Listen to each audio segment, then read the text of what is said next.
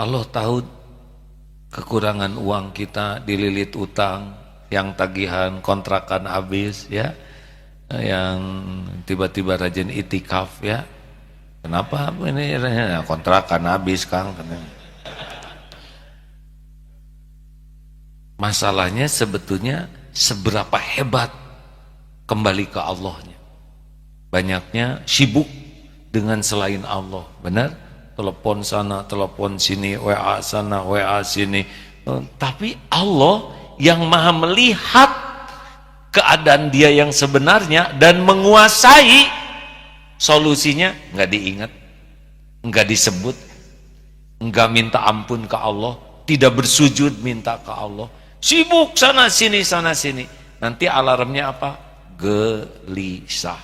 Pokoknya kalau ini udah berkecamuk, kalau itu mesti hatinya sedang tidak kepada Allah. Tidak ada yang lebih pahit dari berharapnya hati kepada Allah.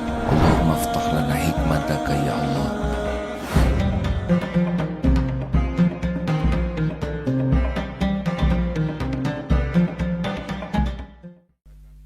أعوذ بالله من الشيطان الرجيم ألم تر أن الله يعلم ما في السماوات وما في الأرض ما يكون من نجوى ثلاثة إلا هو رابعهم ولا خمسة إلا هو سادسهم ولا أدنى من ذلك ولا أكثر إلا هو معهم أينما كانوا ثم ينبئهم بما عملوا يوم القيامة Inna Allah bikulli syai'in alim. Tidakkah engkau perhatikan bahwa Allah mengetahui apa yang ada di langit dan apa yang ada di bumi? Tidak ada pembicaraan rahasia antara tiga orang, melainkan dialah Allah yang keempatnya.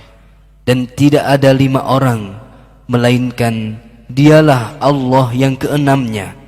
Dan tidak ada yang kurang dari itu atau lebih banyak, melainkan Allah pasti ada bersama mereka dimanapun mereka berada. Kemudian Allah akan memberitakan kepada mereka pada hari kiamat apa yang telah mereka kerjakan. Sesungguhnya Allah Maha mengetahui segala sesuatu. Masya Allah. Jangan pernah merasa ngobrol berdua itu tidak ada yang dengar selain berdua. Allah yang ketiganya. Dalam rapat itu jangan merasa rapat ini luput dari pendengaran Allah. Kalau sedang rapat, Allah memperhatikan siapa yang rapat. Allah memperhatikan ucapan-ucapannya. Dan solusi yang baik itu hanya datang dari Allah. Makanya kalau rapat jangan sok pinter.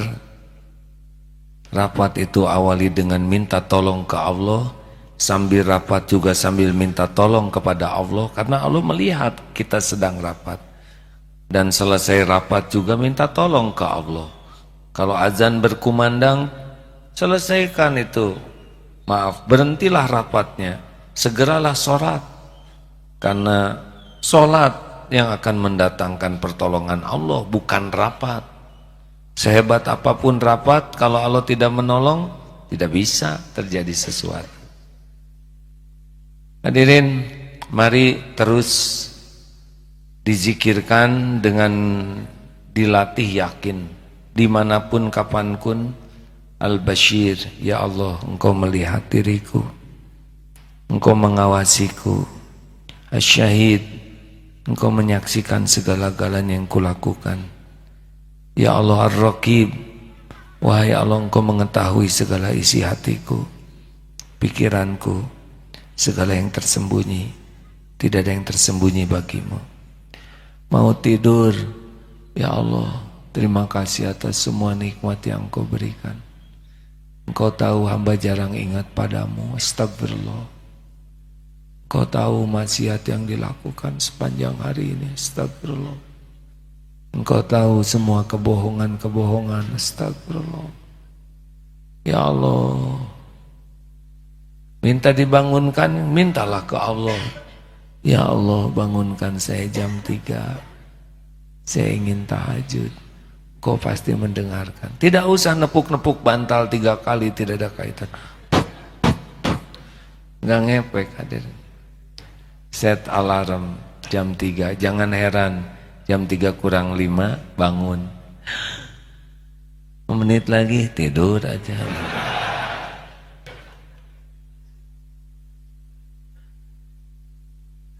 Bangun tidur, wahai yang maha menatap, terima kasih. Alhamdulillahilladzi ahyana ba'dama amatana wa ilaihin nusyur. Alhamdulillah saya masih hidup ya Rob. Allah pasti mendengar bisikan kita. Masih bisa melihat. Alhamdulillah saya mendengar ayam berkokok. Karunia Allah tuh hadirin. Pas bangun ya Rob, alhamdulillah saya bisa bangun. Nafas, alhamdulillah bisa nafas gratis, tidak pakai oksigen. Berapa banyak yang bangun pakai oksigen? Pegang kasur, ya Allah kasur empuk. Berapa banyak yang tidak punya kasur? Pergi jalan ya Rob, alhamdulillah saya bisa jalan. Allah tahu itu. Kita nyebut alhamdulillah tuh Allah mendengar, Allah melihat. Kita terus menerus menyebut namanya, kejeduk, astagfirullahaladzim, ya Allah. Dasar jidat maksiat, sering mikir ampun ya Allah, ampun, ampun. Pernah ada suatu saat, ini kisah nyata, bapak-bapak mau tahajud padahal malam-malam masuk ke musolanya, pas sujud apa nih, empuk dingin, rupanya lagi flu, beliau kurang peka hidungnya. Ternyata kucing hadirin setor di sana. Tapi si bapak ini mikir, astagfirullah, selama ini saya pikiran kotor dan zolim ke kucing. Kucing lapar nggak dikasih makan, ada suka ditakut-takutin pakai sapu. Cek kucing lah, cuman minta asin dikit nih ngancam pakai sapu gitu. Dilempar pakai sepatu. Si bapak ini nangis, nggak bisa apa-apa tuh dikasih ucing di sini hadirin. Ya Allah, astagfirullah. Begitu kalau ada kejadian tuh, mau masuk ke toilet, Allah tahu kita masuk ke toilet. Mau wudu, alhamdulillah ya Allah, terima kasih. WC-nya dekat. Gimana yang nggak punya WC, betul? Ada air. Gimana yang nggak punya air? Masya Allah, selesai wudu, jangan suka nyepak-nyepak tempat ini ya, sajadah emang ujungnya ngelipet pakai kaki deh.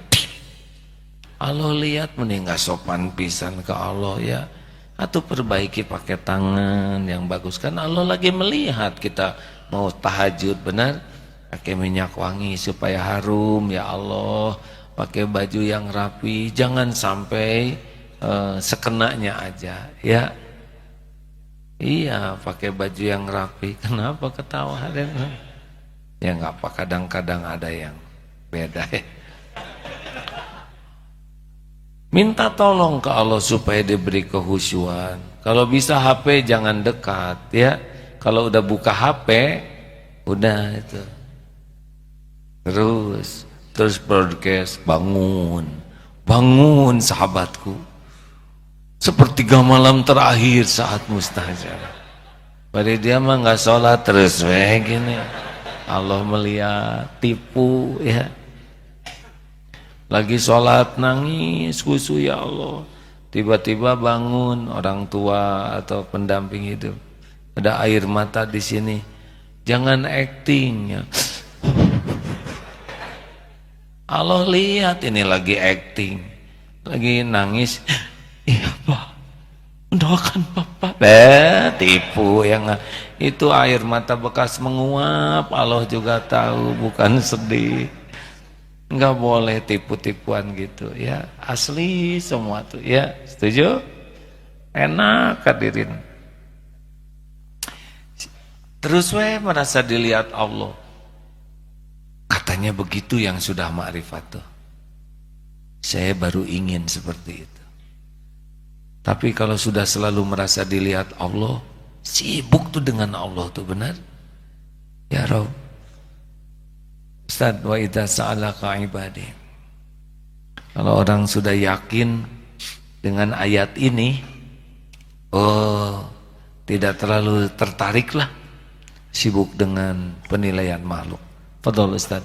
Surat Al-Baqarah ayat 186.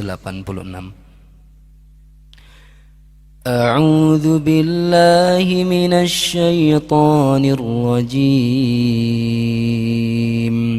Wa idza sa'alaka 'ibadi 'anni fa inni qarib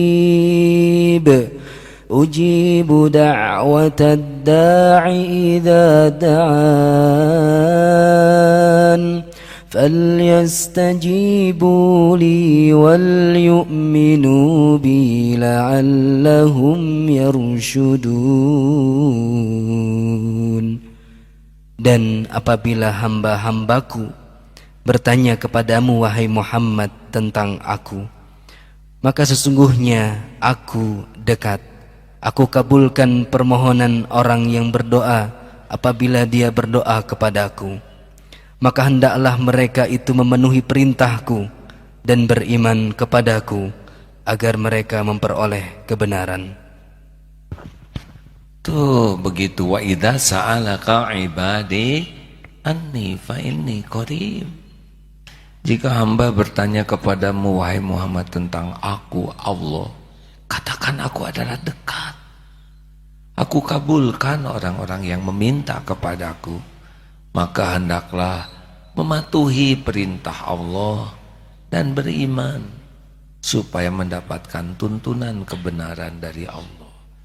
Jadi jangan dulu curhat kemana-mana. Yang dicurhatin juga banyak masalah. Dan tidak ada bisa orang menolong kita kalau Allah tidak menggerakkan orang menolong kita. Curhat pertama ya kepada yang maha dekat. Makanya gerbang pertolongan Allah, wasta'inu bis-sabri was-shalah. Sabar, tahan diri dari sikap. Sabar itu kan menahan diri dari perkataan, perbuatan, pikiran yang tidak disukai Allah. Kalau udah nahan, tumpahnya ke sholat. Jangan tumpah dulu ke orang. Sholat dulu. Tapi saya mah kurang khusyuk. Mendingan sholat kurang khusyuk daripada tidak sholat. Kapan khusyuknya? Mungkin dapatlah 30%, 15%. Kalau nggak sholat ya nggak dapat apa-apa. Allah juga tahu kita teh lagi banyak pikiran, lagi tertekan. Sholat tumpahkan kepada Allah, karena cuma Dia yang bisa membulak-balik segala urusan. Tidak ada lagi. Bergabung jin dan manusia mau menolong, nggak akan terjadi kalau Allah tidak menghendaki.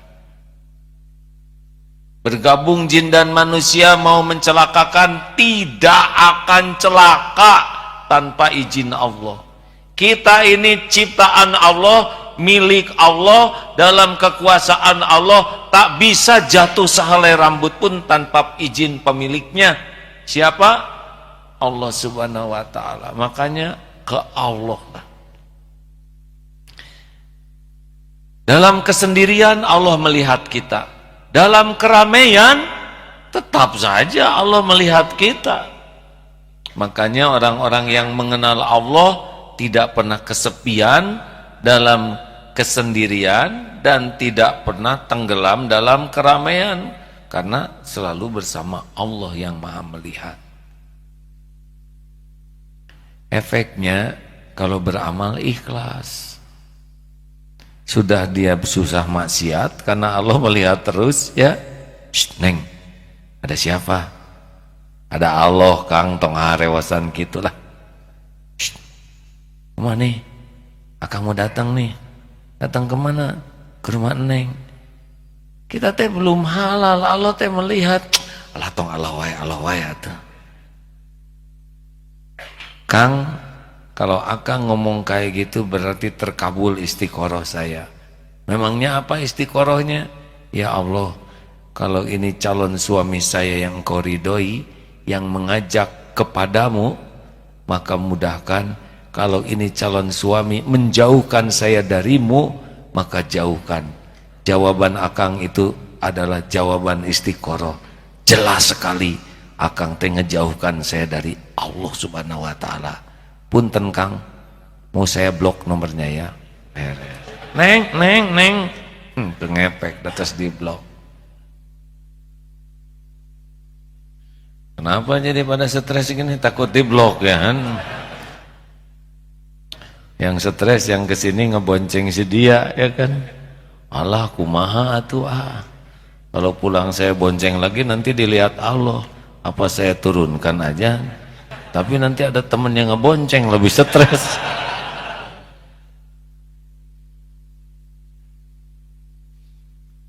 Kalau beramal sudah waqafa billahi syahida. Cukup Allah aja yang jadi saksi.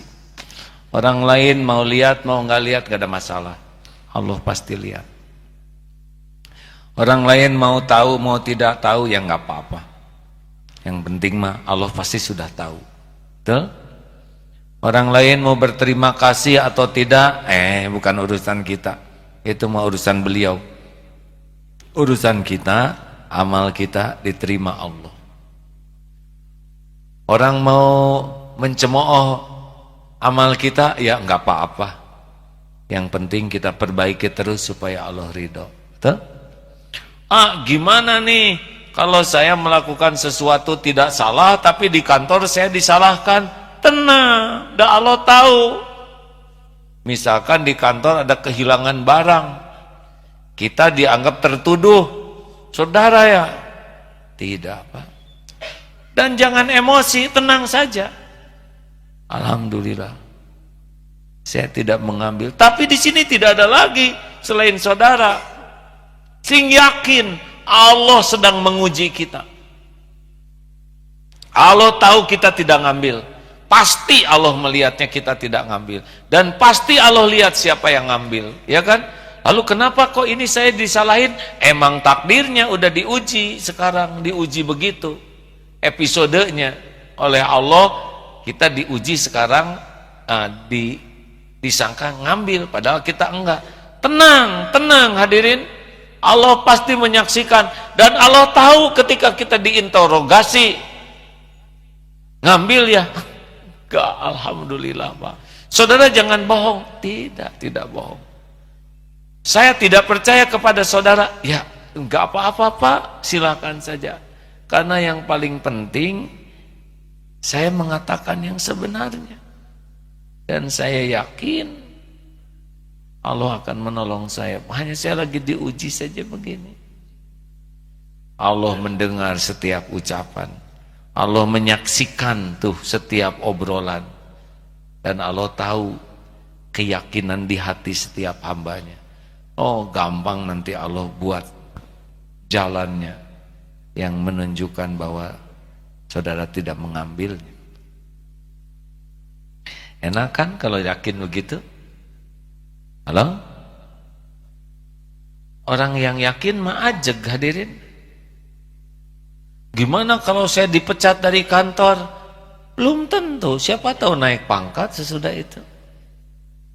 Tenang saja hadirin.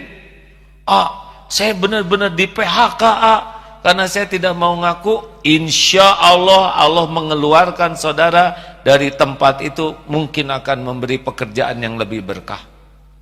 Kita udah jujur, kita disangka, kita di PHK. Tenang, yang membagikan rezeki itu Allah Subhanahu wa taala. Emang kalau di PHK rezeki langsung mampet? Ini teh pertanyaan, jawab hadirin. Kan? Emang rezeki dari Allah harus dari pekerjaan itu? Enggak. Kalau PHK langsung nggak ada rezekinya, atau yang di PHK pada meninggal. Berapa banyak yang gara-gara di PHK malah jadi punya perusahaan sendiri? Iya kan? Tenang hadirin, Allah satu-satunya pembagi rezeki, penguasa yang menahan, membuka. Ini ada ayatnya. Sebentar ya. Nah, kalau nunggu begini saudara istighfar, jadi jangan mikir nggak jelas ya. Tadi ada di sini hadirin. Oh, surat Al-Isra ayat 30 Ustaz. Al-Isra ayat 30. Inna rabbaka.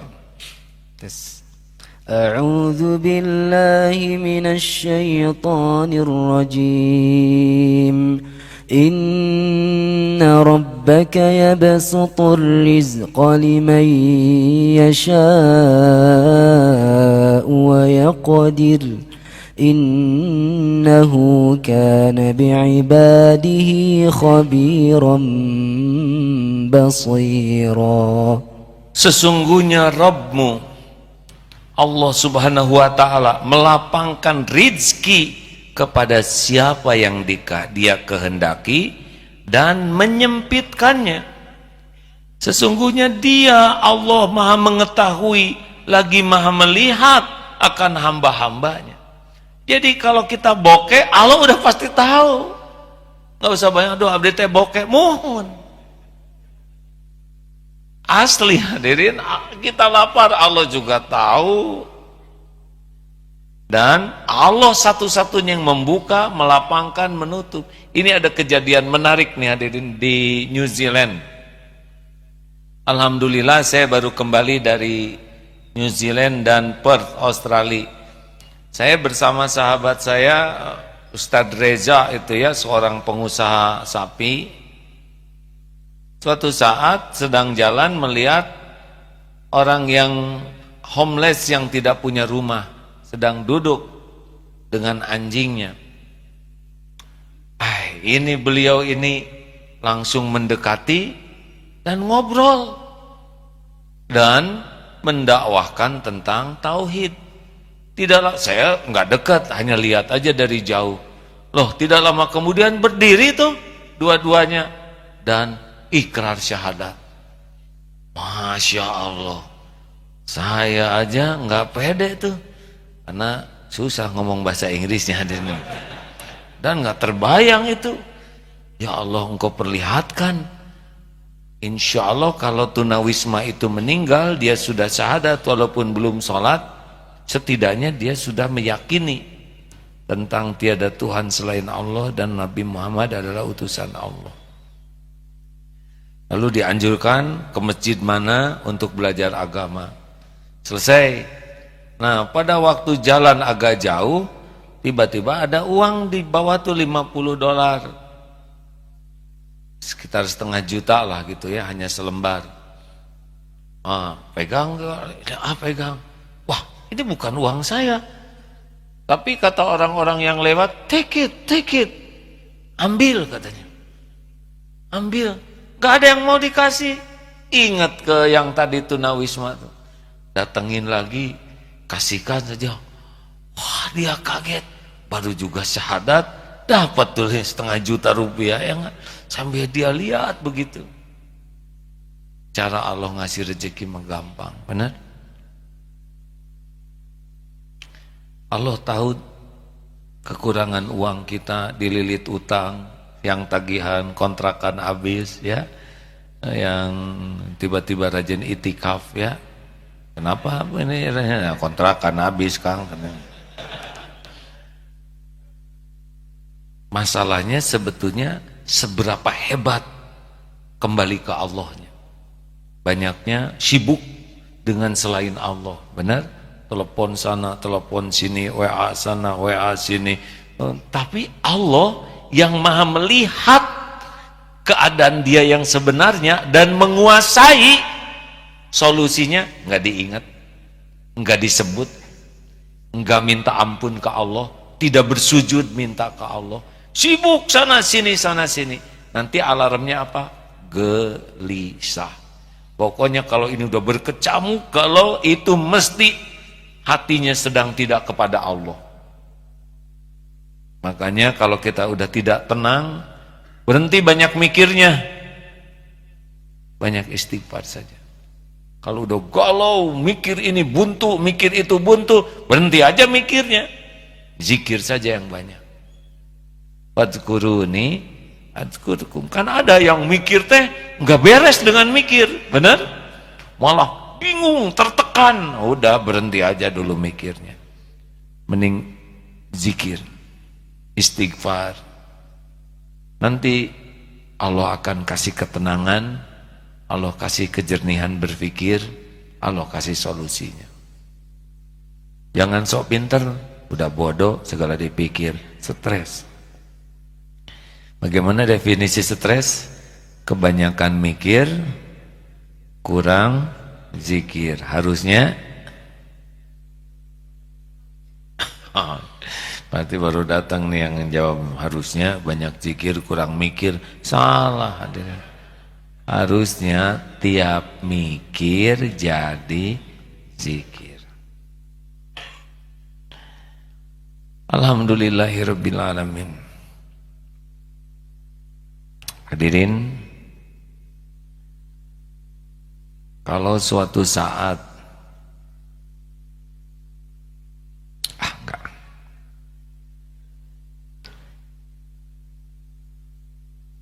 saya pasti suatu saat tidak akan ada lagi di kursi ini.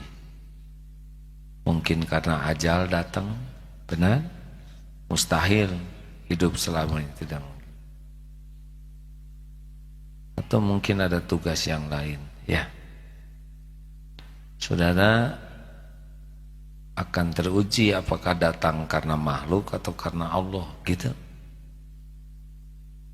Mudah-mudahan nanti kalau Aat tiada, maka yang mengisinya jauh lebih disukai Allah. Karena bukan perkara jago bicara, tapi perkara disukai Allah atau tidak. Mungkin ada yang tidak terkenal, tapi Allah suka sekali, sehingga ucapannya diberi kekuatan oleh Allah. Dan Allah takdirkan kita bisa tergugah dan berubah. Tidak harus terkenal. Saudara juga tidak tahu siapa guru saya, betul? Dan guru A juga sangat tidak mau diperkenalkan kepada yang lain.